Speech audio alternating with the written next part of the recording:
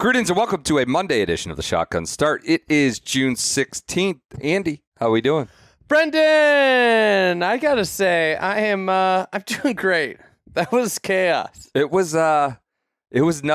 It was nutty. That was the most ridiculous major championship. I've not done, 100 of these. I've done a good amount now over the last decade. Good amount with you.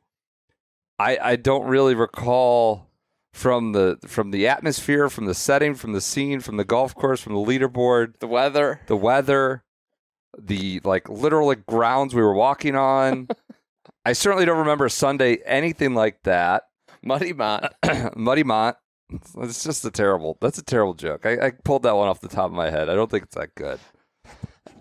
It was basically from the time play resumed at 5:40 p.m. Eastern time to the very end, even Adam Scott and Sam Burns puttering and billowing home after basically the climax. It was just bizarre. It was total chaos. It was a lot of bad golf. Terrible golf. I started this timeline not knowing what was going to happen, and I'm not going to go blow by blow, but I mean we went back out there. And whatever fans are left are kind of lubed up, They're kind of saucy.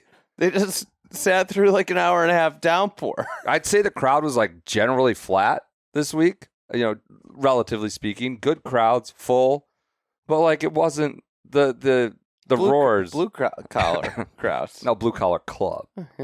Blue collar club. I don't know about the crowd. I'd say it was a little flat, waiting for stuff to happen. And then went back out and it's pissing. It's pissed everywhere. Unexpectedly, showers everywhere. Didn't the precipitation wasn't in the forecast. There's a possibility for it. We got so much, and there's fans. There were fans inside the ropes drinking and vaping up by 17 where I was. There's just it's gray. Everybody's hitting terrible shots or with good reason because they're awful lies. There's just chaos, water between the ball. And I started this timeline. It's oh, there's Thurston Lawrence. He's hitting stuff still. There was a moment when Carlos Ortiz looked like he was going to win. Sam Burns took control, of course. Sam Burns barely held on, finished in the top 10. Burnsy, Adam Scott. And then the seas parted for Bobby Mack and J.J. Spaun. The push and pull, we were 5 wide, tied at even par for a moment. We got a winning number at 1. We did get in the red. It sucks for the Oakmont membership. The Oakmont members, I talked to 2 different people closely related to the club and or members, or both. Early on, when that came out of the rain delay, a lot of everybody's getting nuked. The leading scores going from 4 to 1 over. He said, "I'm enjoying the carnage, but if Spaun or Ortiz win, we're going to be jumping off the Turnpike Bridge." Then I spoke to someone else after it was done and dusted. This was at 6 p.m. I got that. I said, "Well, it's not the guy we wanted, but the ending sort of made up for it." It's oh, come on. Think about Spaun. He bogeyed 5 of the first 6 holes and he won. He got jammed by the flag stick. He got completely jammed. I was up close for that. It was oh my God. He watched the murder. Bogeyed 5 of the first 6 holes and won. This was the most ridiculous round. Nobody wanted it. Yeah. Nobody could hold on. It was like a hot potato. As soon as you got the lead, it was you just had to get rid of it. It looked like the deputy Sam Burns was gonna get it done, and then he came out of the rain delay and couldn't hit a shot. Could not handle the water on the ground. He got some bad lies. But J.J. Spaun was hitting seeds from the fairway. He was hitting great shots. Yeah. Burns seemed to not be able to hit from soft ground. There's splish splashing around. I will say, I think the JJ Spaun story is pretty cool. Just in general, like we've had this well-documented run of incredible winners, and it's JJ Spaun, gonna sell a bunch of tickets. Is the Travelers gonna, see a big spike because JJ Spawn's in attendance? No, but for golf fans, it is a nice story of somebody who's grinded their ass off, has not always had success, has been in jeopardy of losing his job. His card last year, he was worried about it. Numerous times in his career. It took him a long time to get there. Yeah. Get to the tour, establish himself, and he's worked his ass off, and now he's a top 10 player in the world. He's 8th at the world rankings. 25 last week, 8 this week. He's got a spot locked up. I'm not a Spawn head, but I was standing on the back of the 18th green, and he made the putt. I threw my arms up in the air because I was so shocked that he made it, and I couldn't help but I was just stunned. I cheered. I threw my arms up because it was so ridiculous. Yeah. He made the putt. And then, his wife and 2 kids came out onto the green. Yeah. I, kind of teared up. Yeah. Because it was so cool. It was such a cool moment of this, normal guy who nobody thought was going to win. Winning this huge tournament with his kids there on Father's Day was just so neat. It was just, I think, you obviously want the stars, and the stars are always going to drive numbers and everything, but this was a really cool win, and I just think for a guy that nobody expected to do much of anything at this level of the game, to win a U.S. Open is pretty neat. Yeah, I think it's really unfair, or it's a little harsh. You start to do an analysis of this is the most, I think, to use a gentle term, surprising winner of a major. A less gentle term would be worst winner of a major since who. I don't think that's the first thing we should run to. That said, this was his second U.S. Open ever. His first one was he missed the cut in 2021. It was his 9th major ever. His best finish prior to this was a T23 at the 2022 Masters. I think that was probably the week, if I had to guess, was that the week after he won the Valero? Mm-hmm. Did he win the 22 Valero? You're right. He got in there at that final hour and then played the Masters. Second win on in his PGA Tour career. It's an incredible run of a guy who can figure out how to be a better pro at age 34. Clearly he found something this year. It wasn't crazy to see him up near the top of the leaderboard this week. Maybe by the end of it, a little bit. But we saw him at the Players' Championship, what he did. He's sort of been on a run almost since about the end of last fall. It's just sort of been a steady climb. His statistics show he's one of the better ball strikers, one of the better tee to green players. Average putter. Putter saved his ass repeatedly on Thursday with that 66. Saved him a bit today. Obviously wasn't a weakness. And he's just a steady climb. You're allowed to figure it out at 34. You're allowed to do that. You're permitted to do that. And now you better be ready for him at the Ryder Cup because he's coming. He's coming to Bethpage. He and Tyrrell Hatton are going to have a little elf fight or something at Bethpage because he's coming. He's going to play. We've seen this. We saw, I don't know, is Wyndham Clark that far off from this? He'd won a Wells Fargo. It's similar. I guess he's far off in the sense that JJ hasn't destroyed a locker that we know of. The calls for Wyndham Clark to lose his exemption for beating up a locker are absurd. I've seen them in multiple mainstream journalists and historians. We're going to get back to JJ Spaun. We can't be taking exemptions from a guy for beating up a locker when Angel Cabrera is allowed to play in every major. Like, what are we talking about? I'm not saying we take Angels either, but for getting angry and beating up, like, boorish, bad behavior, inexcusable, bad stuff. If I was Oakmont member, I'd be furious. USGA member, be furious. But, like, get real with this. We're not pulling exemptions for Wyndham Clark. But that said, bad behavior. I don't know. Spaun's somewhat similar to that based on the year. He nearly beat Rory at the Players' Championship 3 months ago, 2.5 months ago. So this isn't a total shocker. That said, in my timeline, at approximately 6:46, so about an hour into the resumption, Spaun hits a 22-footer at 14. And Dan Hicks screams, the mic cracks, JJ Spaun! And the mic, it's like, why is he so worked up? This is just like kind of a supporting actor at this point. And I couldn't believe it. The mic like cracked. And then, of course, you got into like Burns just unwinding himself, barely finishing top 10. Yeah, Burns. This win, obviously, JJ Spaun won this, but half of it is like, what happened to Adam Scott and Sam Burns? You know, a combination of bad luck and just really bad play. Yeah. Opened the door for Spaun, who effectively shot himself out of it.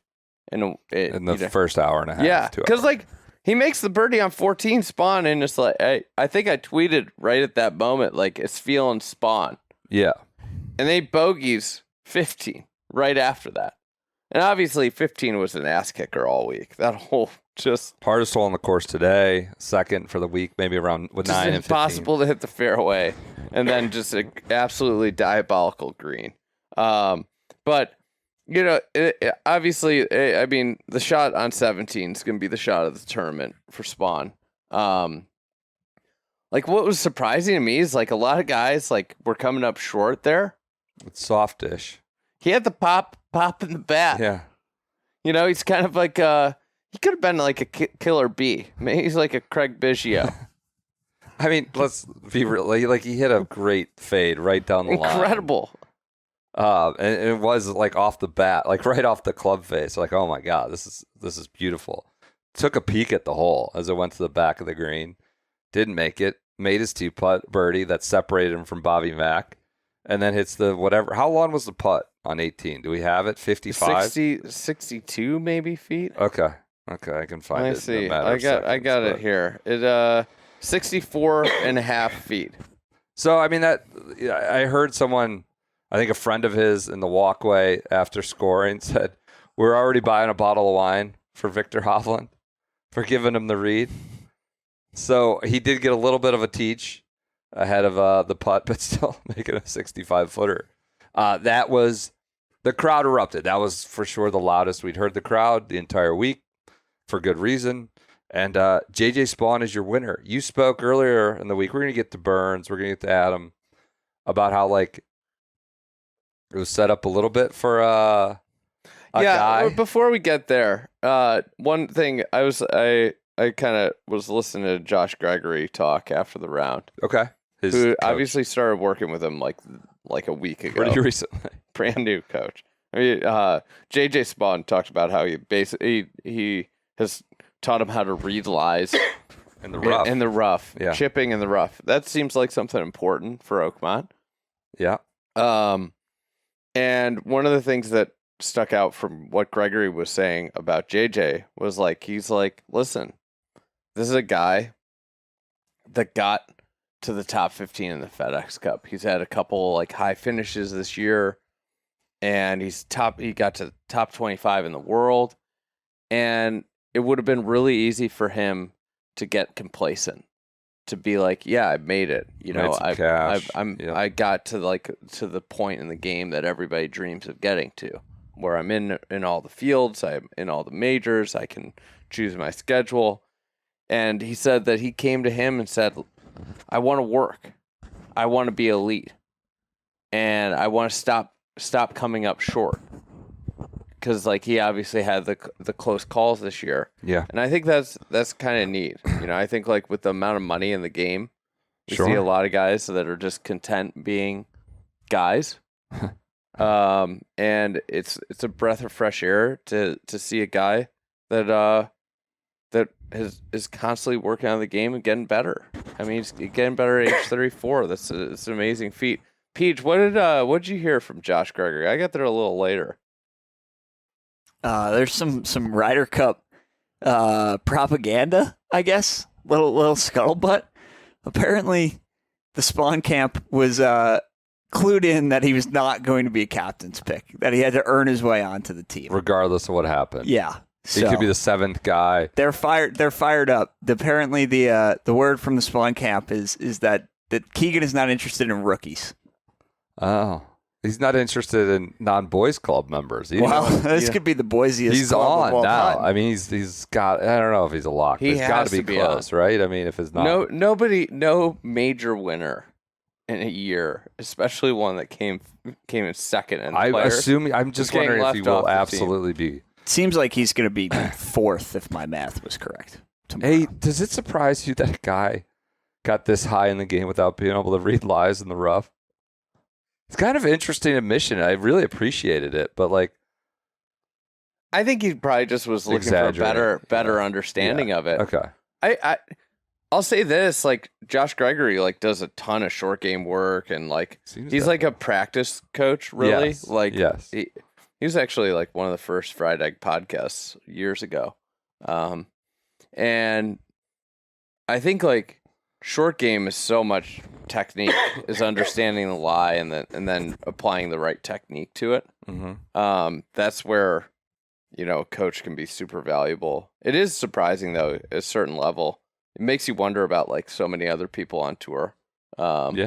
Makes you wonder about Deputy Sam. If he knew how to hit from wet lie. I will. But yeah, this week, going back to what you suggested, I said this on Thursday night's show, is that this was just prime for a fluky win, the setup. I think like, listen, Oakmont defended par. It doled out carnage. It doled out penalty. You saw the best players in the world struggle all week. You saw anguish on players' faces like basically the entire round. Nobody was really having a great time out there. The manner in which they did this was extraordinarily thick rough everywhere you looked. And thick rough like a foot off the fairway. So when you do this, you really de-skill the game. And what happens when you de-skill the game is it becomes like kind of a crapshoot and luck of the draw based off lies. I think we saw, Adam Scott didn't play well today, but you also got pretty much like awful lie after awful lie. All the back nine, like just horrendous lies. Shot 41 coming in, 79 and overall. So much of it becomes like, hey, like, did I get a good lie in the rough that I could move the ball further, or a good break here or there? And what you saw on the back nine was like utter chaos. Like, I mean, we had 4 holes left in the tournament and like 6 guys tied for the lead and probably like 10 guys within 3 shots of the lead. And maybe John Rahm and Scottie Scheffler think they can get in a playoff at 4 over in the clubhouse. It was, it's like the quintessential, I have no clue who's playing the best right now. Who's the best player? Yeah. Now, everybody will say, like, listen, you had to drive the ball great at Oakmont to play well. That was the recipe, right? You had to drive the ball great. You had to hit fairways. It really put fairways at a premium. Mm-hmm. Let me ask you a question, Brendan. Sure. How many players that finished in the top, we'll say the top 10? We'll say, actually, we'll do this. How many players finished in the top 11 of the tournament that were in the top 16 of driving accuracy? top 11 of the tournament that were in the top 16 Yeah. in driving accuracy. 4. One. Who was it? Big Shot Bob. Okay. Big Shot Bob was the 5th most accurate player. There were some insights from Data Golf that like it did start to become more of like A putting contest. yeah, Yes. but also like hitting it far is as important as accuracy. Strokes gained off the tee, which, could have been a little wonky this week because of the rough and everything. How many players do you think in the top 18, this is a John Nucci quote, top 18 gained, how many players in the top 18 of the leaderboard gained 1+ strokes off the tee at Oakmont this week? 1+. Yeah. I wonder how many there were to gain. I mean, For the leaders. 3 again. 1. Okay. 1 player. Okay. So this was Just a hack and putt. yeah. Okay. I think it's an interesting. There was a moment. So here are my thoughts. Where Approach play was important. It was really important. Approach play is important everywhere. Everywhere. I think what I found regrettable was that the entire identity of this incredible golf course became rough. Yes. And I'll throw an anecdote at you. Like at Local Remedy on Friday, like all these guys were like coming up to me like that are like locals and like, proud of like having this civic championship course. Like the first thing they would come up to me is like, how about that rough? How about that rough? It was like, yeah, I mean, it's the thing. It's what we're talking about. Or it's what's on every video. And it's what seems to be predominating the discourse. And they would just like, it's one of the greatest layouts and routings and green set of greens in the world. And all like the first question, the first thing people are coming up and talking, like, how about that rough? And that just seems so incongruous with all the other assets, natural assets that the golf course offers, right? That's just a very rudimentary judgment of it. The second thing on the skill, I came around like at 11 today, where basically Adam Scott and Sam Burns just imploded. That was it. That was it. Burns birdied 10 out of the rain delay, but 11, it was it. Anybody's ball game. And, Sam Burns hits it in a divot, which can happen, with any kind of course setup.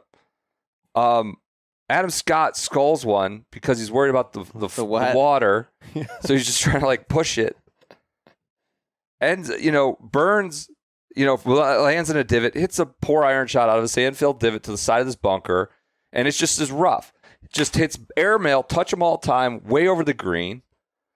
Adam Scott's skull goes through the fairway, and then he's like, leaves it in the rough, trying to hack it from like the higher heather.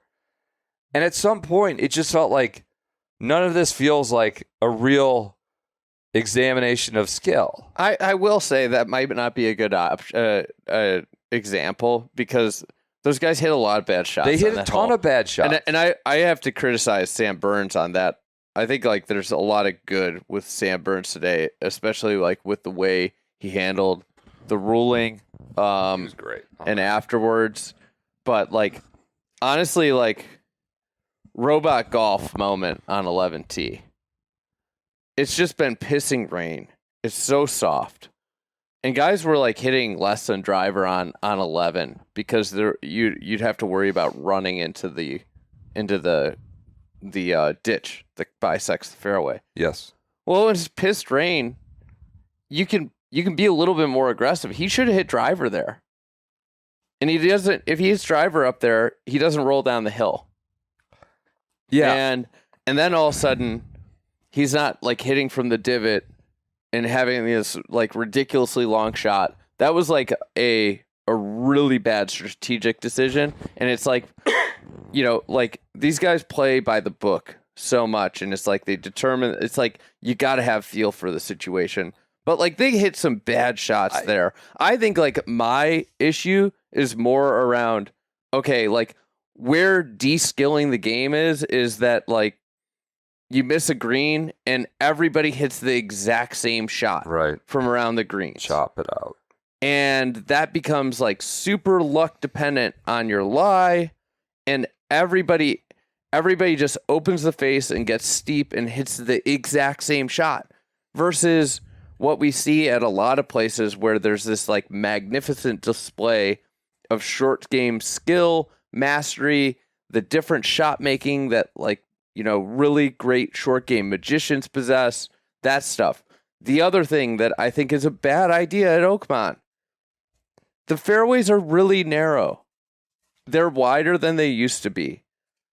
But I think that the graduated rough was a really good idea in 16. And like you got Dustin Johnson as your winner in 16. And he like was clearly the best player in the field. Like he distanced himself on Sunday and he won by 2-3 with a 2-shot penalty. Yeah, more than that. I think it's but like shot. One of the things is that if you had graduated rough where like I missed the fairway by a foot, I'm not just like hacking out, or like if I miss it in the gallery, I'm better off. That doesn't make a lot of sense to me. Than if I miss a 25-yard wide fairway by a foot.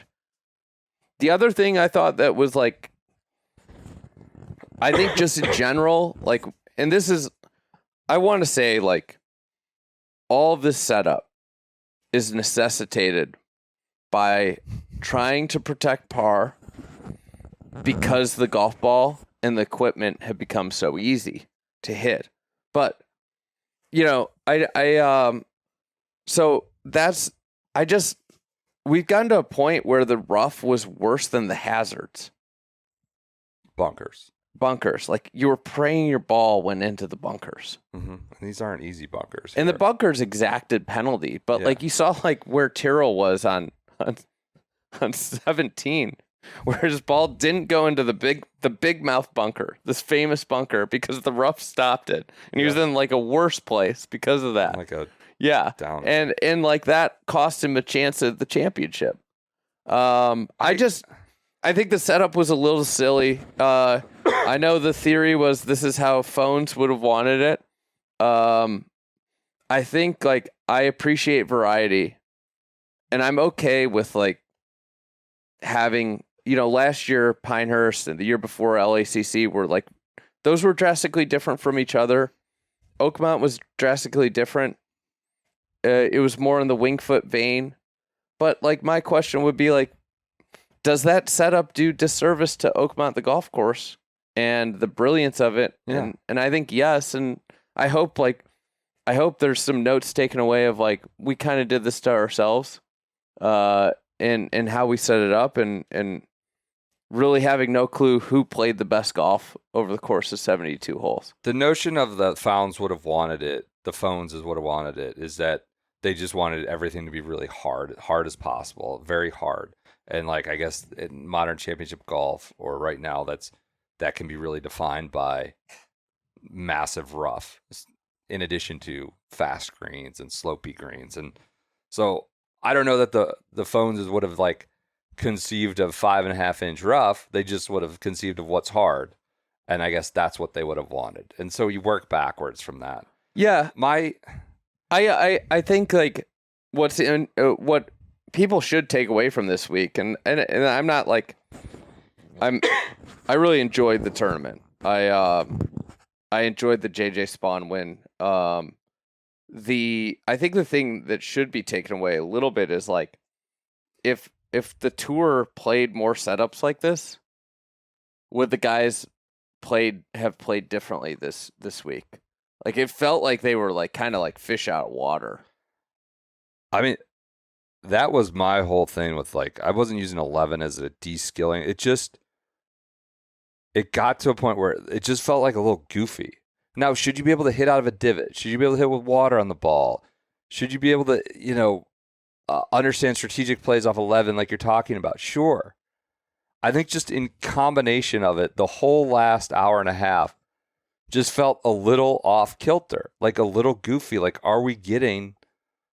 And to your point about Adam Scott, every time he hit in the rough, like he was getting jammed in a big way. And that was like the chance, like, yeah, penalty, you hit it there. But like He was the best driver of the golf ball, really, like I think almost the entire week. He was just getting completely jammed. And so it just felt a little goofy there for the last couple hours. The combination of things, the water, sort of the shots around the green, just many of them having no chance, or maybe they come out clean and you're good. And it was just like, hold on. Well, are we supposed to be happy because there's carnage? I was amused. I was highly entertained. But did it feel like the best players were allowed to be doing what they could do? Maybe not every time. Maybe that's what they wanted. I might push back on the notion that JJ Spaun is a fluky winner. I'm not suggesting you're necessarily arguing that. He's certainly, by recent standards, an outsider.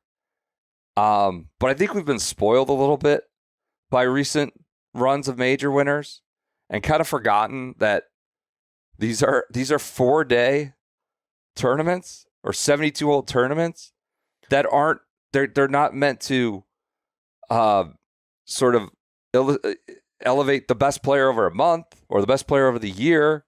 They're 4-day tournaments of guys who are playing well that week, probably playing well that year. And JJ Spawn's a top 10 strokes gained approach player this year. He's been a good golfer, and I think we've just been spoiled and lost our way, forgotten that this can happen in a 4-day tournament of a guy just, he got a hot putter by his standards on Thursday. And those are major championships. And getting Bryson and Xander and Rory and Scottie over and over again, maybe we forgot that. It's kind of crazy. Like three of the players in the top 4 finished 2, 4, and 3 in strokes gained putting. Wow. Was it a putting contest? It kind of devolved into a putting contest. It's pretty wild. I think and that John Nucci stat was what gained a shot off the tee on Sunday. Okay. On so Sunday ultimate, okay. yeah. Okay. So it's worth debating. I think setup's always going to be the one of the big topics, and we're going to go to a drastically different setup next year at Shinnecock. Sure. Where you're going to have a lot of short grass. You're going to have, but I think I get why they set it up the way they did, and I'm not super upset about it, but I think this was a super predictable type of thing to have happen, and that's why I said it on Thursday that this is what this setup has a chance to do. And I agree. Spaun is,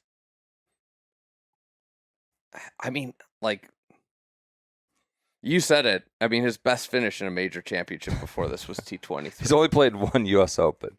Didn't play. It was qualifier, most of the last 5 years. Having a career year, but it's a career year because he finished runner-up at the Cognizant, the Players. And now, obviously, he tops the U.S. Open. Do you want to talk about any other players? I do, but not until we first talk about our trudging and trotting through the mud, the slip sliding, Oakmont, a golf course. We were comfortable the whole way around. I was in my Ecco Ultra Terrains. I felt like a god as I watched these mere mortals. I wasn't in tumble down Ultra Terrains. Tumble down the hills, wet, muddy. Felt like an absolute god, just walking with confidence amongst these mortals in my Ultra Terrains. You can too. Go to us.echo.com and check them out. Now, of course, if you're into golf, they've got a full line of golf shoes. They've been in the biome game forever. They've obviously jumped on board with the Air Couples earlier. One of their first ambassador was Thomas Bjorn in 2000. They've added other such recent ambassadors like Eric Van Rooyen, a young fine gentleman by the name of Thorbjorn Olesen, Lydia Ko on the women's side. Great run of golf ambassadors, golf shoes. They keep you dry. They're Gore-Tex. They got Primaloft. They got all the goodies. They got the heel cup. They got the heel cup. Great for golf. If you need a hiking shoe, let me tell you, I was personally very skeptical of my Ultra Terrains, but these last 2 days, I felt just invincible in these things. Just I'm absolute tanks rolling right through. I looked at my ultra terrains that they sent, and I thought about bringing them. I was weighing it, and I'm so jealous of you. They were great. That you had them because it was a mess out there. Water was just rushing in on me, and I was so mad that I didn't have the ultra terrain. It's an act of sponsorship that came together beautifully, given the conditions. I loved it. I feel like I can speak as someone who didn't have ultra terrains. It was a week you needed them. It got to the point. I needed the Michelin tread. Got to the point where, like a running back looks for contact. I was looking for bad spots in my terrain. I was looking for extra where other people weren't walking around. I was going right through, seeking out the contact. It was awesome. So thanks to Ecco. Go to us.ecco.com to peruse the golf, the casual. You got your little sneaks on. Your all white sneaks. You look good in those. You look like a little hipster boy. You're looking good. Go to us.ecco.com. Golf and regular shoes. Check them out there. Thanks for their support this week, last year at the U.S. Open. Great partner of ours. We're on the subject of mud and setup. Just want to shout out, the grounds crew. We don't need to, blow smoke up their butt, but like an incredible effort. They won the platter. Yeah. I mean, I like the USGA. We threw them like flowers last night for what they did with the tickets and everything. How they've become really the best at administering championships a lot in the game. But like, why are they giving platters to everybody? Platters to the super, platters to the caddy. Everybody gets an award. Well, this is we talked. Was about there this other caddies night. in the running? We talked about this last year. It's like an award, but it goes to it's already predetermined who the award goes to every year. Yeah. But Mike McCormick, he was great with some of our videos, and like, God, that had to be so hard this week. Awful. So like today, yesterday with the storms. Not just. It's not over for him. I'll tell you what, that course is going to be a mess for a while. I think I'm coming back in the fall. Like I'm wondering, massacred this week. What I might see. I was thinking about it. It's like that golf course. Once you get all the people off, it's gonna look terrible.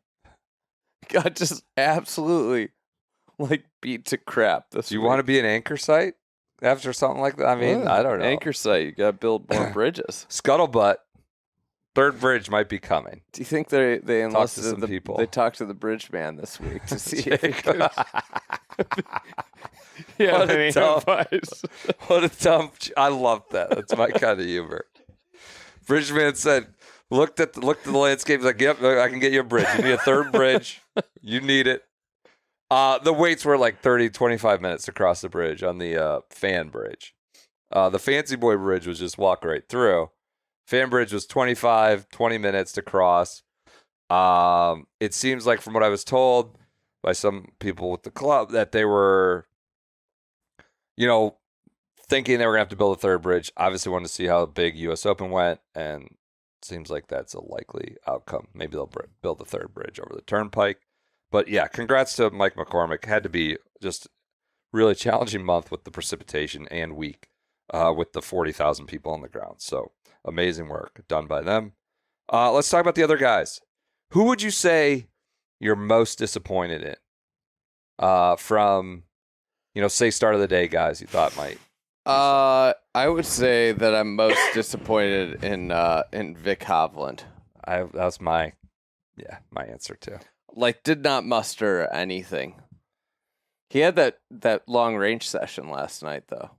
Well, was it long, or he just got in late and hit balls for a little bit? I don't know. I just didn't expect that. This is one that I think a lot of people are going to kick themselves about. Totally open. It was totally wide open. And this is one where you just he's had some close calls. Obviously, he contended late at Oakmont.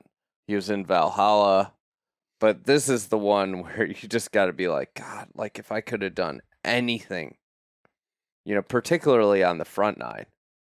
Yeah. I could have had it in this. we talked about like how ridiculous the setup was, like in terms of rough. Like it was soft and there was no wind. And these guys all kind of pissed down their leg. Scotty on said the it was front as windy nine. as it had been this week, he thought, at the start. The But I Sheriff? didn't really. Scott, no. Adam Scott. I Oh. apologize. It wasn't. I didn't think it was that windy. It did not feel windy. No. Yeah, I loved, just quick side note, that left pin on 2, which they didn't have before, was just an ass kicker on multiple occasions this week, and it was today. Even if you hit the pin, as we saw from Spaun, but that was one where it's kind of hole and a kind of pin where like the rough, I don't know, the rough played less of a part, right? Now the best shot might have been to like somehow skip it into like the first cut to take it off the spin and hopefully it sticks on that ledge. But a new pin from Gil Hance's work, that was really cool. Most disappointed by far, Hovland, shot 73. He's playing there with Spaun, who's just throwing up all over himself in front of him for the first 2 hours. All he's got to do is like, you just got to shoot a 70, shoot something. It was hard for sure, but the fairways were much more effectively wider. The greens were softer.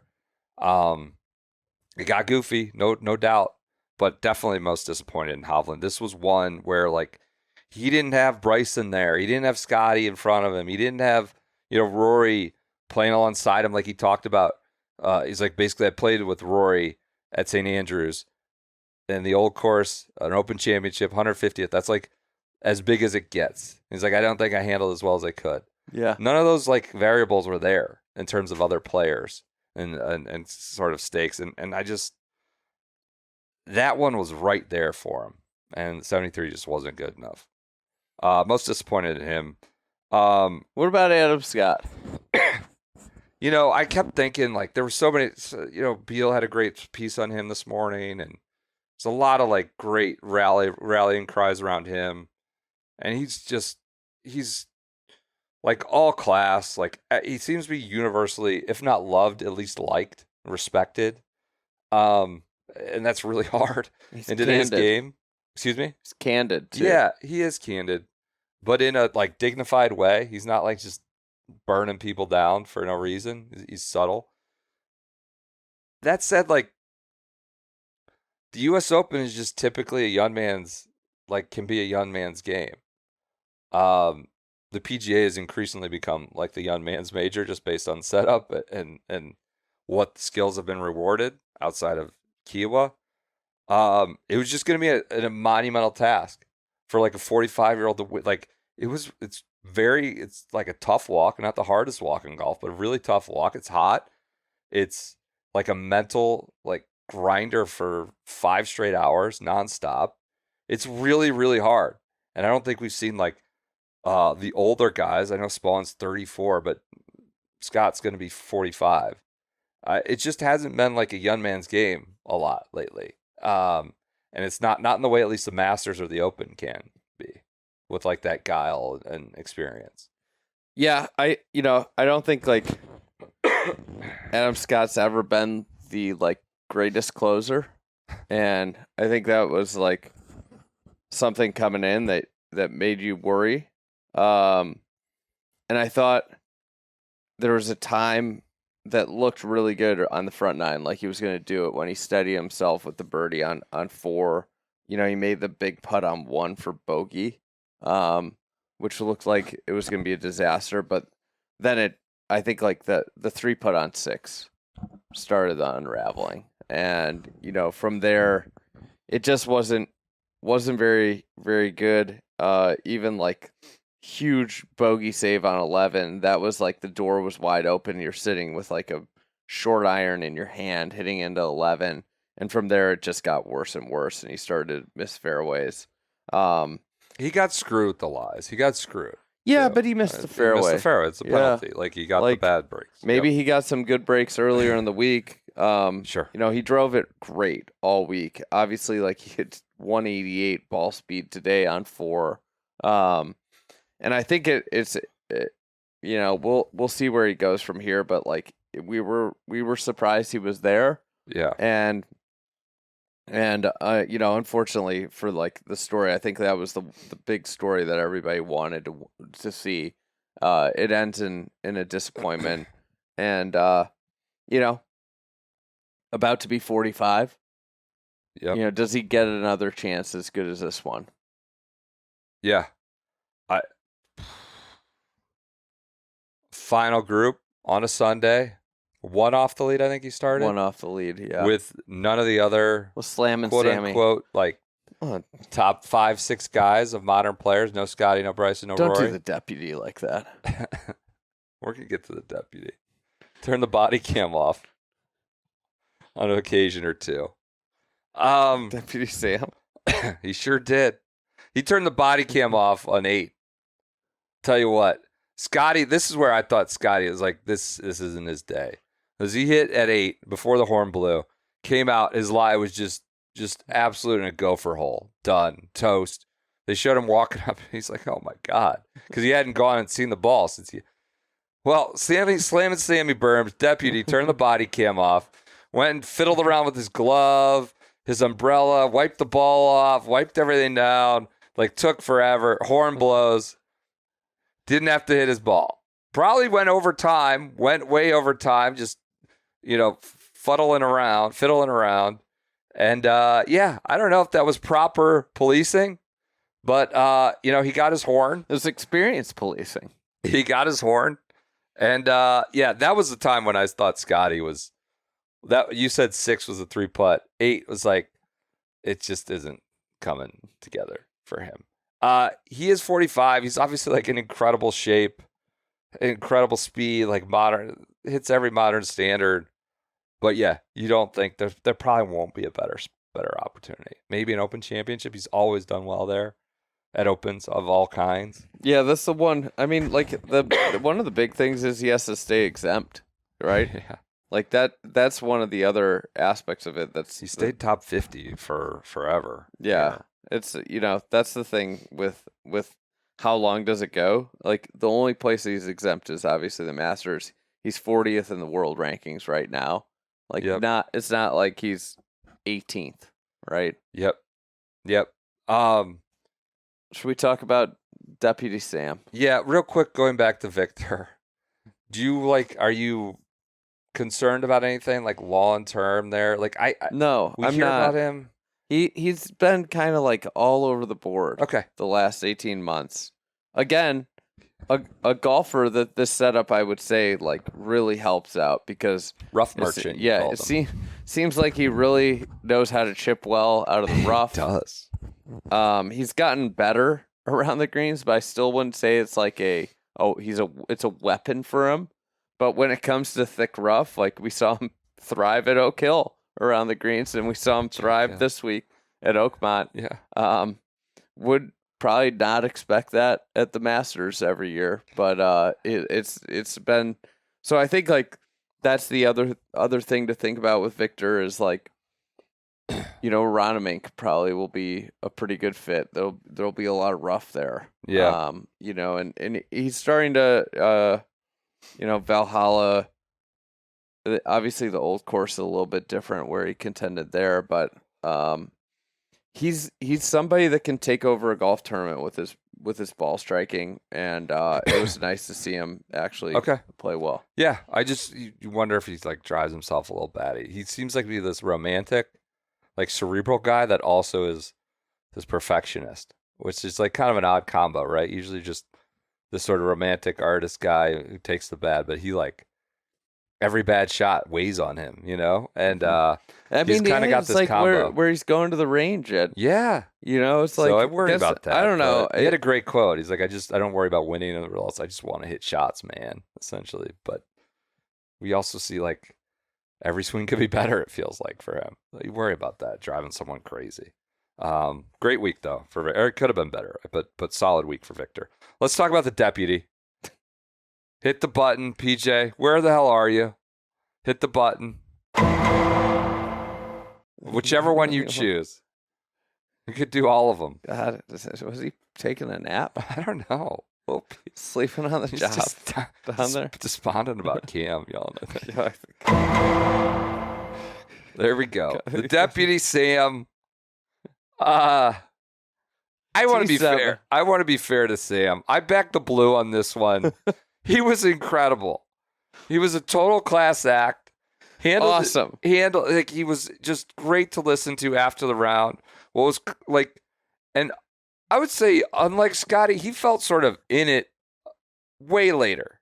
You're talking about Adam Scott. Sorry. Scott Scheffler. Sorry, I'm a millennial. I'm not Gen Z or whatever. What time? When is it too old for Scottie Scheffler to go by Scottie Scheffler? I think. When's he got to drop the IE? 10, 15 years ago? Should we just start calling him you still Scott? go by Andy instead of Andrew. I So guess. should pot calling the kettle black? You flipped that on me. I feel like Andrew is a name that lends itself to a lot of different variations, more so than Scott. Fair. I actually would take your side on that one. I would say Scottie is more akin to Billy, going by Billy. Yeah. In your 30s or 40s instead of Bill, William. At some point, you got to become Scott. Scott, I think you do, but his dad's Scott, so I think. At some point, you got to become your dad. All right. Well, Scottie, for our purposes, is Adam Scott for this podcast. No, until we get to Scottie. You need to start calling him Adam Scott. Okay, Adam Scott. Well, Burns felt in it much longer later. I guess. Come on. I just he shared the lead. He was the shot quality he was hitting was so bad. It was so bad. He shared the lead. And then when he missed the putt on 14, it was completely over. He missed putts, like he missed some short putts too. The putt there and the putt on 12, I believe, were really bad. Yeah, 12 was a bad one. They were really bad, and and it was kind of like quintessential, like Canada. I called him a pretender because of what I saw Canada last night. And the Canada putting came out on the back nine. Like those shots were inexplicable. The putts were bad, but the shots from fairway because of water were just like kind of crazy to me. Because we didn't see anybody else hitting such terrible shots from the fairway. Maybe like once or twice, but it seemed like every time he was in the fairway, it was a bad shot. He was making a lot of bogeys from the middle of the fairway, or the fairway, I should say. That's the thing. He like drove the ball well enough to win. It was kind of nutty. Obviously, like I think it was a big misplay on 11 off the tee. He hit the wrong club. Okay. That was bad. That was a bad strategic move. I mean, he was in the fairway there. He just went in a divot. Or I guess it tumbled. He did just not into the hit rough. the ball far enough. Yeah, it went in the divot. And it's like changing weather. It was different weather and different ground conditions. You have to change clubs there. I think that was like a strategic error, complete misplay that led to a double there. On 12, he misses that short putt, but the wedge shot from the fairway was horrendous. Like horrendously awful F of a shot. On 14, he hits a great wedge and like misses the putt. On 15, obviously, we have the ruling. He was tied for the lead with 5 guys going to 15. So yeah, not playing good shots, but I mean the bogey, you got 4 holes to go. The double on 11 and the bogey on 12 were just like straight up giveaways. And you can't play 2 holes like that in succession and win a major championship. Those were like the giveaways. And then obviously like 15 was the final nail in the coffin. And he drives it in the fairway on the right side, which is in a low area. Downhill, yeah. And it's very wet around the ball. Like very wet around the ball, but not very wet around his feet. Doesn't get the drop, asks for a second opinion, doesn't get the drop. Important note, those rules officials are like the same rules officials that are like tour rules officials, USGA rules officials, RNA rules officials. Those are like the same rules officials that give drops week in, week out. It's not like a guy that was like brought out. Yes. This is not like just like a USGA guy. Yeah. So like very important distinction here. would they have been playing lift, clean, and place on the PGA Tour? Absolutely. It was, yeah, for sure.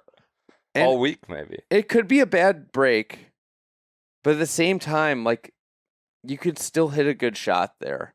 It's a little bit harder, and I think, like, He hit a very bad shot out of it. it was like a super bad shot, and like one of the things, like, I think he got affected by the situation, Yeah. and hit a bad shot. But at the same time, like, you could hedge a little bit if you're in that and you're really worried about it, and make sure that you keep that ball kind of left in the fairway and not have it scored out right. It's like Adam Leishman, Scott, take what the pitch gives you. You know, just go the other way with it.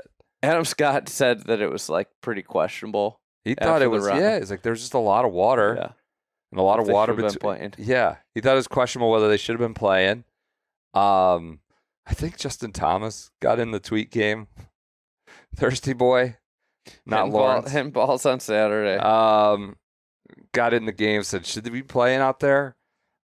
All those guys aside, Burns never got into it. He was incredibly. I found his press conference in the heat of the moment, like within probably 10 minutes, after 5 minutes after he walked off. And I think, if you're Sam Burns, you count all the bad shots he just hit before that. If you're Sam Burns or a Sam Burns fan. He lost the tournament on 11-12. That's fine. But if you're Sam Burns or a Sam Burns fan, you're probably like pointing to that precipitating moment. Like if you're an advocate, as like he got jammed and here's the USGA making another questionable ruling or goofy ruling at Oakmont, and this is now their lineage. The water like has to be visible, right? And you can't be like jumping on it like a trampoline. Now maybe it could have used a Burley boy out there. Maybe a Burley boy gets relief. I think he should have called in the sheriff. I think when he asked for the second opinion, he should have called in his. I think the sheriff would have come out there and doled out. Like, that's like actually a crazy thing. Yeah, is like Scottie wouldn't have played. I thought the way Burns handled it, so many guys would have come out and just like bitched about that. He was amazing. It was incredible.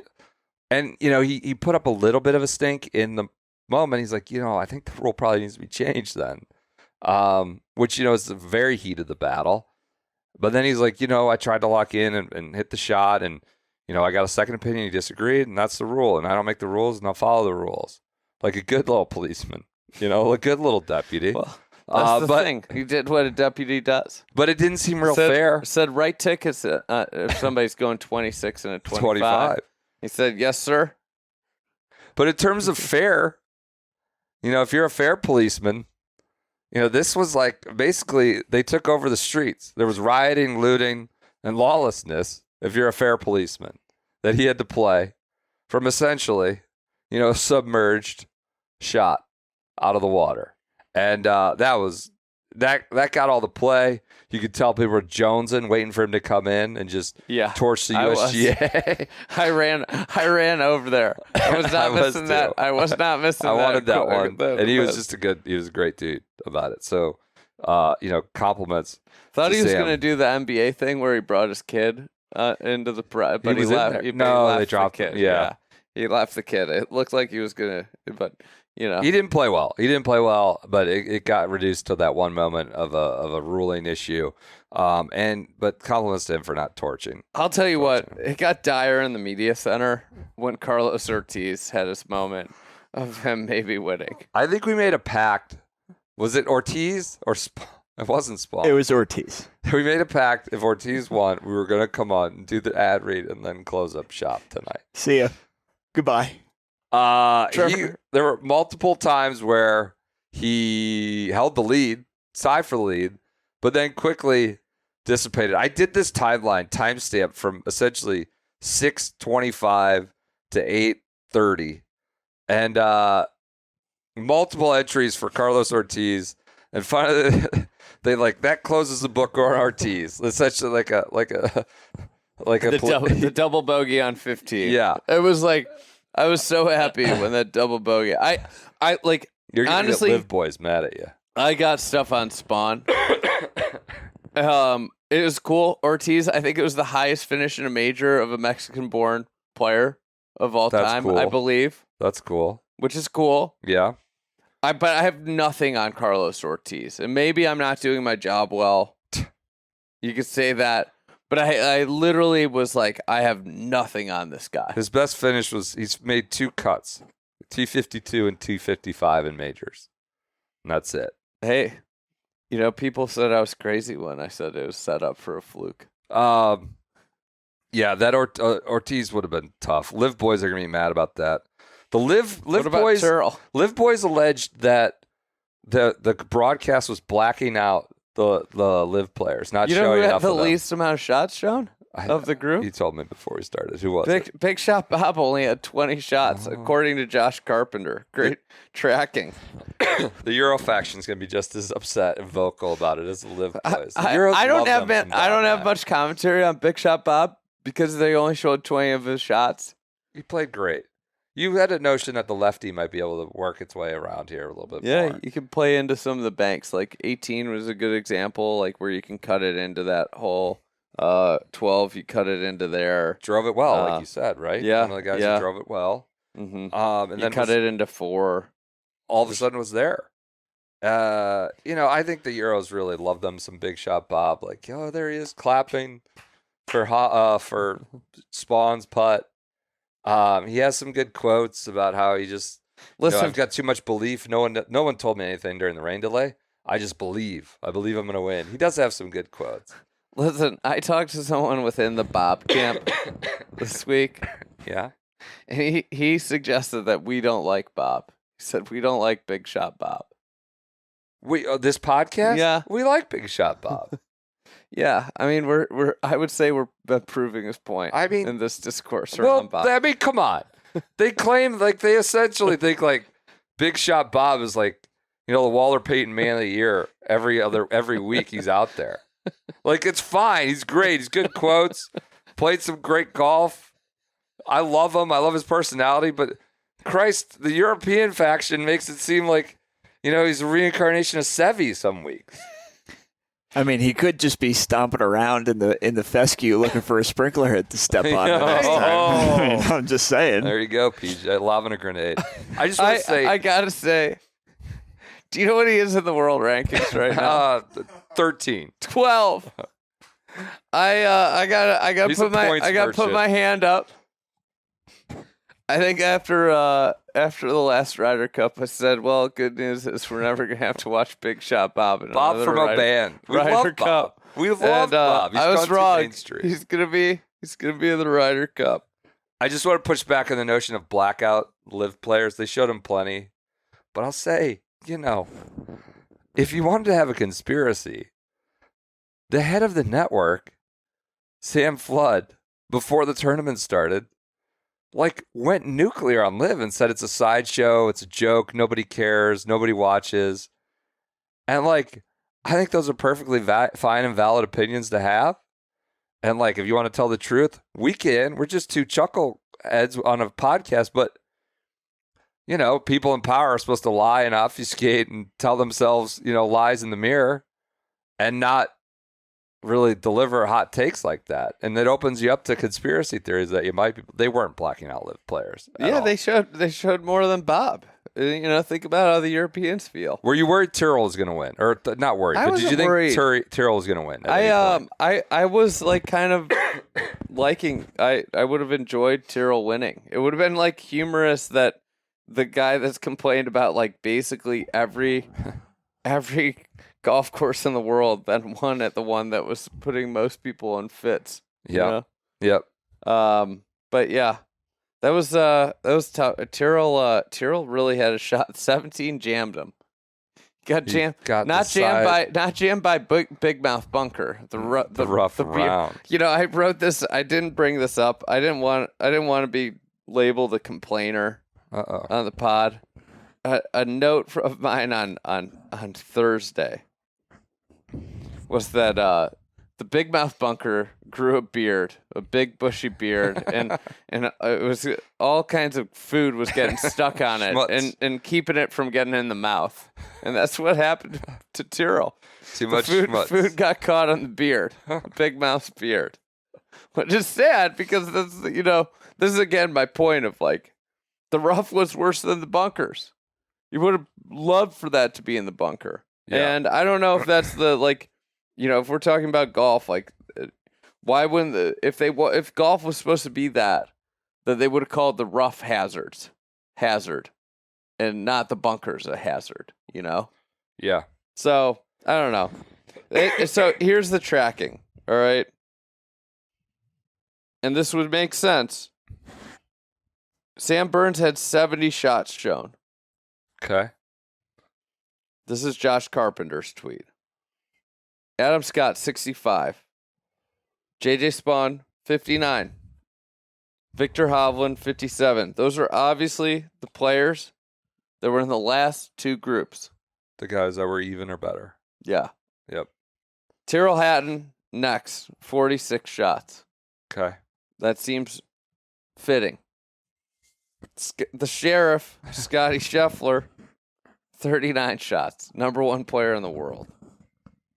Carlos Ortiz, 37. So, number one player in the world, or Torquay, like number two on Torquay, got essentially the same amount of shots. And then Cam Young and with 21, and Bob McIntyre with 20. Peach, do you want to talk about Cam Young? In my timeline here, 7:17 p.m. Cam Young drives the green at 17. PJ sprints out of the media center. That's the entry for 7:15. I almost ate shit so hard on the mud right outside the media. So I was sprinting. I was got up and dead-ass just running. were gone. You're Yeah. like, Cam drove the green. And I was like, all right, I'll see you later. Thought it could happen. He had a good press putt. conference. Had a great press conference. Did you make that top 5 bet? Yes, Yeah, I did. So you cashed. You won money on Cam Young this week. There was some doubt in the car last night when I brought it up. Never a doubt, a lock. We're in the Masters next year. Don't have to worry about it. We're good. You worried about the Ryder Cup? He's no rookies. That was alarming to me when I heard that. I'll be honest. It's a home game. Even though it's a very clear home game. And things are trending. I mean, I said to Andy right before we started recording, if you told me Cam Young was third in putting this week, I would have been like, oh, we won. We won. He finishes T4, 4 shots back. I mean, Spaun going birdie is going to make this look a lot more I don't think spready than it was. I don't think he was ever getting to even today. Yeah. But I do think over the course of 4 days, I think it was there. I do think he had a chance to win. So if we played one more round of this tournament, who wins? Mason Howell. That's if we play for eternity. I think Scottie Scheffler might. I think Scottie Scheffler. The Sheriff didn't have it all week. He had 5 3 putts. The Sheriff. Bunch of misses inside 5 feet. He didn't putt well. Didn't drive it great. But he was the clubhouse leader there for about 40 minutes. Struggling with his new jurisdiction. Just didn't know the roads. The highway patrol on the Pennsylvania Turnpike got some signals crossed. Maybe didn't really like it. His deputy got overrun by a gang of thugs at 15. His own deputy left out there. I made a joke. Scotty got a ridiculous drop on 17. What happened there? Sprinkler head. But he went from primary rough. Halfway down in Big Mouth. Sprinkler another ball that got stuck on Big Mouth's beard. Yeah. And he got out of Sprinkler head. It's just ridiculous. Like he goes from heavy rough to a little drop, onto like the short rough. He makes a birdie, and I said, gotta open up an investigation into Scotty's drop. Incredible replies. What? Oh, God. It was the DA's in his pocket. Just. Well, he went from primary to the I the step appreciate cut. it, though, because then he got it off. He hit the ball in the rough on 18. Bogeyed. Terrible lie. Had to come sideways. Ball don't lie. Had to go sideways. Bogeyed 18. Do you think he's kicking himself? Him and Rob had the clubhouse lead for about an hour there, or less than that. But we talked about what would prohibit Scotty from winning this week in the preview show, and it's the putter. The putter let him down. Yeah. Yeah. Let him down. Do you think? Are you going to watch that tennis movie that JJ No, Spaun's been Wimbledon. watching? No, I won't. If I wanted to I think watch I'm that, gonna I would have watch it on watched the that plane in home 2000. tomorrow. Oh, God. Rewatchables, Wimbledon. Wimbledon. Set it up. Any other big names you want to talk about? Hey, what was Cam Young's press conference like? There was a lot of praise for him. He was just very terse, huh? Yeah, Had he no was time. just mad. I mean, I think especially even similar tone to last week. People were asking him, it looks like Bob's gonna win. Like, what did you like about his game? And he's like, I just don't want to talk about that right now. I have no interest in talking about that. Who was on it? Like, what do you do in the rain delay? Someone was writing some story about what happens in the rain Yeah, delay. he was like, I sat there in silence and then I went and hit some balls. It's not rocket science. You sit there and you hit balls, then sit for an hour, hit balls. Not rocket science. He's shown some good play. Hey, and he's shown some fire over the last 7 days. did you hear about him with the run-in? Is he a member of the Fair Police? No. Oh no. So there was pooling behind the hole. Oh, I did see this. And they were like, "We need to squeegee this." He's like, "I think he wanted the friendly." He wanted the backboard past the hole on 13, And the there par was 3. He had par like a 3. while, and he wanted to run it up through the water, A heated conversation with the grounds and he crew. lost. And he lost. The thugs overran him, and they squeegeed it out, and then he had to putt. I feel like Cam Young just off demeanor, aesthetics. He's got to be a criminal that Scottie's trying to chase down. Think so? Yeah, that's Scottie might say that's unfair. Well, when I think of reckless play, Yeah. Cam's at the top of that list. He doesn't seem like he belongs in Scottie's precinct. We're PJ and I were workshopping some other positions. Okay. And, we got Deputy Sam. You got the guy. We're gonna have who's the whole cast of Brooklyn the Nine-Nine. front desk guy who checks everybody in. Where's Jordan? What's Jordan's position? He's a detective, older detective. They took him off the street. He's like 2 or 3 years away from his full pension. He's pissed. He knows he can run out there with the young kids. Wants to be back on the street, but they just took him off, working a desk job, doing a lot of paperwork. So he spends a lot of time on the range. Thinks he still has it, but the higher ups aren't so sure. God, Adam Scott finished T12 with Chris Kirk, Seabez, Rasmus Niergaard Peterson, RNP. Thurston Lawrence, RNP. Brooksy, and Xander. Like just a log jam at 12. Do you know who's T19 there? I was bummed Rory did not get the Wikipedia He was yellow T9 today. I thought it top was one. prime. It was a prime day for him to go out and put together a quintessential historic Wikipedia yellow performance. Rory seemed like a happier boy at a normal press conference, unlike Saturday. Said, I'm pumped for Portrush. My game is there. I just got to get my mentals right. I got to get right. Just whatever it is. What do you do next after you get the career achievement high of winning the Masters? Get that right. Get going. It seems pumped for Portrush. It was a normal press conference. Happier boy. He seemed like a happy boy today. That's good. That's good. T19 shot 67. I believe. Was that the low round of the day? Him and Xander, maybe? There were there was, I think, more than one. But yeah, I mean, playing with shot Novak 67. was a good good Ryder Cup preview. Well, Novak rookie, so who knows? But yeah, Novak doesn't sound like he's going to get in based on what you heard. Well, today. maybe he wins a couple events. Yeah. I wonder if the Ryder Cup standings are updated. Probably not. No way. Don Ray is No not way. on top of that. He's too busy giving 118, pontificating. 118 into the wind. What club are you in? It's the worst social activation ever. Pitching wedge, gap wedge. Saturday at 7 o'clock. Where are you? I'm on Twitter replying to the PGA of America. Rahm finishes T7. Scottie finishes T7.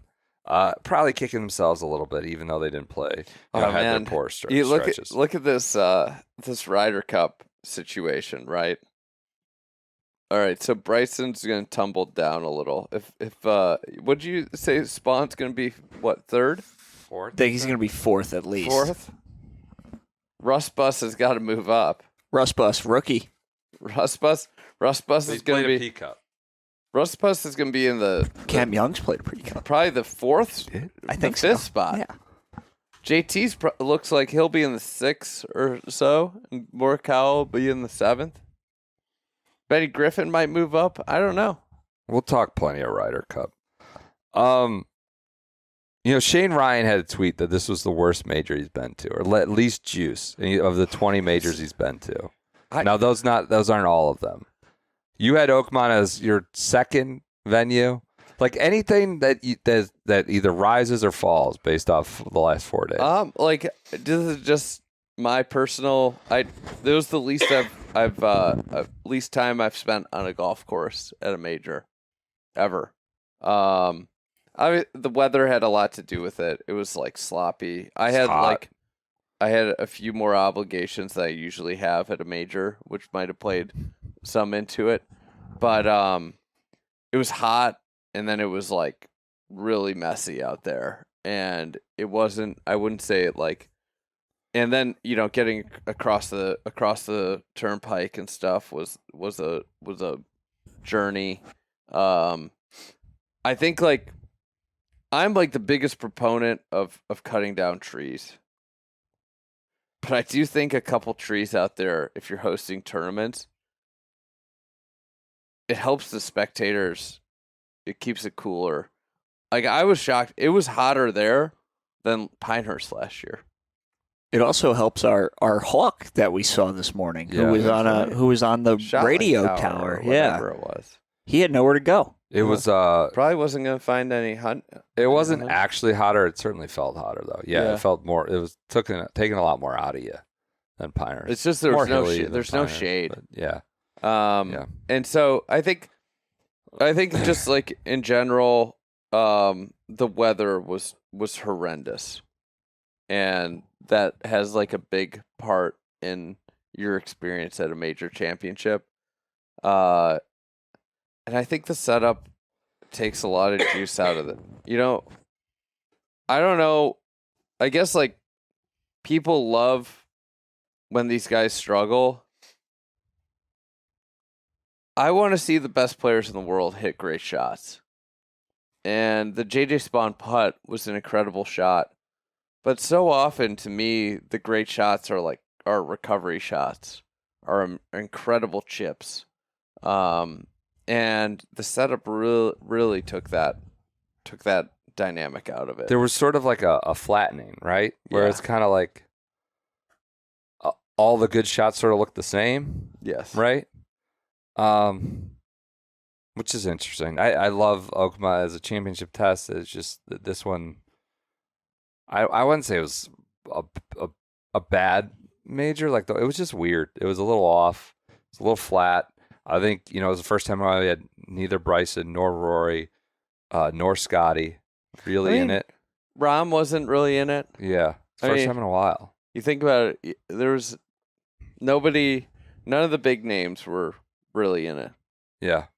So yeah, it was certainly a little flatter, but a very entertaining, amusing post-rain delay finish. Last 2 hours were what I would just call chaos golf. I mean, if you wanted to go down like the kind of obscure other winners, more obscure.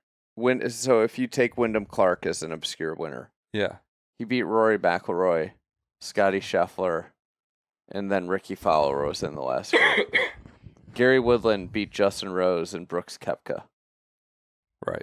Danny Willett beat Jordan Spieth. Willett was a top player too. If we're yeah. Jimmy Walker beat Jason Day, who at the time was a very defending champ, top 3 player in the world. Yeah. This one, you had JJ Spaun beat Bob McIntyre. Okay. And Sam Burns and 44-year-old Adam Scott. Yeah. I think you got to, at that point, examine what did we do to cause this. Are we talking about a leaderboard? Are we working backwards, letting the leaderboard define what makes a good golf course or championship? Because that gets dicey. You get a good leaderboard at Bellerive or Valhalla or places like that. But there, I think it's more of like the congestion, right? Mm-hmm. Yeah, it wasn't. But we got near even par. We did. We did. So what's the goal? That's what the Oakmont president told me at media day. Is we're gonna get an over par winner. They must be pissed. He rolled in that 55-footer, 65-footer there at the end to get a red number. Pissed that Victor gave him the line. How big do you think? Do you think that he makes that without Victor? That's a hard hypothetical. It was certainly a massive His help. flag putting was incredible. Great all week. putting. Yeah, Great putting the whole way around. well, it was a putting contest. We're on to Portrush. We're going to give out grades this week. We often do this after majors. We're not going to do it here. We're going to do it on the linear television network, CBS Sports Network, from at noon on Wednesday. Are we going to talk about the gentleman? I guess this is real. The gentleman will be back to his a prior surname that he's from this program. The bit's over. The gentleman Thorbjorn Olsen, is that who we're referring to? Yeah. Comfortable in his echoes, as always, to this week. And dry, we know that. But we're going to be on, I guess it's on the TV guide that says Ion Golf You with could add shotgun it. start. It is on the could add it TV to your guide. You can DVR. record it. Or you could watch it live. I think that would help us, right? I think that would be good. This I don't is know going to be anything about live this. television, apparently. And we're going to just need to have our, I don't know that we're on our way. We'll be ready by Wednesday. Are you I going to know suppose. when to cut for commercials? No, but we'll figure it out. Could be just a glorious disaster. Hey, you got a headset now, though. I do have a I headset. can't wait. Somebody said I look really comfortable. We're gonna be a got a headset company. I How got about a that? headset now. So we'll be on I'm in on the headset. U.S. Open's over. We're on to Portrush, but we're going to be on CBS Sports Network on noon. This is an added shotgun start product. We're going to still be ripping and roaring Monday, Wednesday, Friday, or Tuesday as it's released. And just have an extra little hour there on CBS Sports Network Wednesday at noon. A little summer fun, a little summer run over the next 6 weeks. How about us? We used to do summer hours. Now we're adding an hour. Summer hours used to mean 20-minute episodes. We're going to summer school. We've been remedial here. We're going to summer school. I got a summer job and summer school. Yep. All right. I think that does it. You pumped for Portrush? It's gonna be a big change, probably. I'm excited for Portrush. It's the last men's major of the going. year. We're gonna be there. We'll be rocking and rolling over in I Portrush. might not be. Excited about? Maybe not. You may not be. We'll Might see. be. Might be opting for 2 a.m. wake ups instead.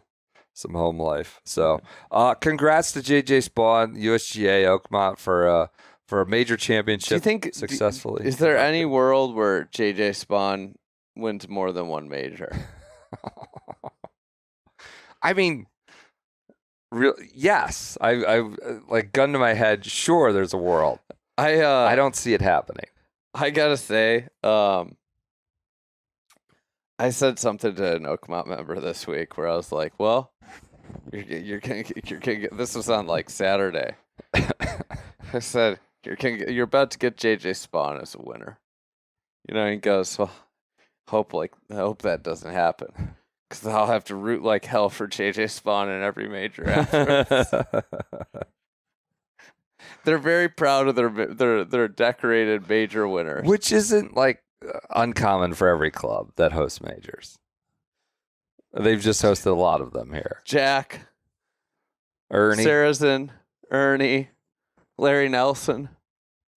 That's the one they don't bring up a lot. DJ. They've left Angel off recently a little bit more. Larry Nelson gets talked about how he didn't get a captain or Ryder Cup, but he won at Oakmont. That's the thing he gets snubbed about more. Do you think Sam Burns wins a major? That's a tough question. I don't think so. It's a challenging life, like seeing your best friend be like, they probably felt like peers, coming up. Sam Burns was in better college. than Scottie in college. Yes. And now it's like my very best friend I'm sharing a house with and precinct with just went on to become, the he's your boss, the chief, and I'm here. Second top 10 in a major. Second top 10 in 21 starts. Not great. What would the analytics people say, Peach? That's a blue circle on his Savant page. Those circles are blue. We've had some fun circles this week. Yeah. I introduced you to circles. Talking about PCA. Pete Crow Armstrong. Regression There we monsters go. coming. I don't think so. We're going to have him and Kyle Tucker long term. All right. I think that does it for a recap. Watch Iron Golf on Wednesday. Thanks to Echo for the week. Listen Thanks to listen Local to Remedy, our Shotgun beer. Start on Wednesday. Listen to a Shotgun Start on Friday. And Wednesday. Listen to the Yeah. Fried Egg Pod. You'll have Trevor. Trevor's coming. Is he coming? I think so. I'm You have worried he's rough going to be a talk? little bummed out. Well, yeah. He's going to be a little bummed out about Adam Scott. Could have talked about Carlos Ortiz. Could have had that going. Could have Talked about Thurston. It's a fellow South African. What about Tristan? There was a moment in my timeline where Tristan came back into the picture. 651, birdied 14. Tristan Lawrence still a factor in the U.S. Open in the final hour. Anybody, who's your biggest disappointment this week? How about Kevin Kisner? He says water in the fairways has caused him to mishit his wedges, which have been great all week. About Sam Burns. Like the water is forcing him? I think he should have explained that a little bit more, right? Yeah. They were fine. What'd you ask? Who's my Biggest NBC was fine. NBC was pretty good. I thought NBC was good. I Yeah. thought they were legit pretty good. Biggest disappointment? Yeah. I mean, for the week? Yeah. I mean, it's probably Bryson's the biggest shocker. What about people that made the cut? Rory being like, sad boy, and I didn't know if I want to make the cut, and I only want to play in under 4.5 hours, was like kind of a bummer. Well, not a bummer, but like a little disappointing to hear. I'd say Hovland though for sure is like the one I'd be most like kicking my disappoint. I'm disappointed. He wasn't at least shit. He was not really in it. He had to hole it from the fairway to have a chance on 18, and that was disappointing to me. What about you? Yeah, John Rahm, maybe. He opened with that 69, and I feel like this was, another guy that like he got out of the blocks at the right spot, and then just to have those like he shot 69 and a 67. Yeah. And just not to be able to hold it together the other 2 days to keep him where he was in the mix more. Yep. So. Yep. All right. We're that going to does it. Travelers, then Link season. Pump for Yeah, that. Get a nice 3 hours of sleep tonight. You're just skipping the whole Midwest. Cam Young's finally going to win an event, and you're Rocket. You're out. Yeah, whatever. I meant for most of us. That's All right. Everybody enjoy your Mondays. Thank you so much for your support. Shotgun Start. It's a privilege. It's hard to be away for a week from families, especially on Father's Day. But we consider this to be like a dream. and Happy it's a Father's Day privilege. to everybody. Happy That's Father's Day to you. Yeah. I guess not PJ, but happy Father's Day to PJ's dad. The gentleman Jim Clark. Is that your dad's name? So happy Father's Day to him. And we'll be back with you on Wednesday.